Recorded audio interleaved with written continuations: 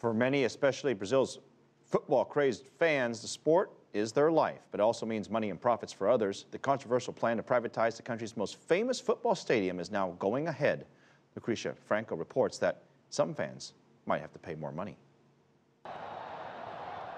When Rio de Janeiro hosts next year's Football World Cup and the 2016 Summer Olympics, the events will take place in the stadium that Brazil built to host the first World Cup more than a half a century ago.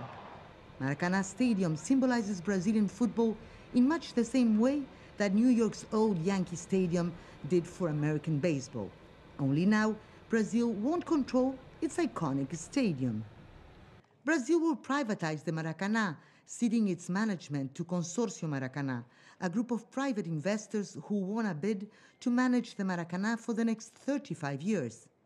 The winners include some of Brazil's richest men, like Ike Batista, Brazilian construction giant Odebrecht, and AEG Live, a Los Angeles-based sports and entertainment company.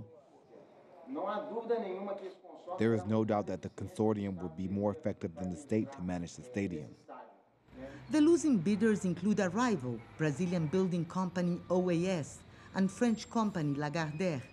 Some argue the Brazilian people are the biggest losers, having witnessed the government spend $500 million of their tax dollars on stadium upgrades, only to cede control of the facility. Campaigners have protested the Maracana privatization, claiming the government won't recoup the public investment, despite the consortium's pledge to invest a total of around $296 million over the term of the management contract. We paid once for the Maracana. We paid for its maintenance over 60 years. We paid for its destruction. We've paid for its reconstruction. We'll have to pay more money to go into it, and then in 35 years we'll have to pay again to have it reformed, while someone else gets all the profit. The stadium hosted an exhibition football match last month after a 3-year renovation and will reopen on June the 2nd for an international match between Brazil and England. For Brazilians, the Maracana is part a football stadium, part a national monument.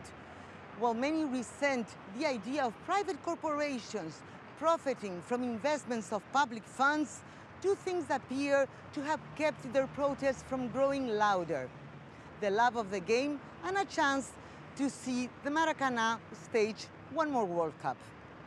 Lucrecia, Franco, CCTV, Rio de Janeiro.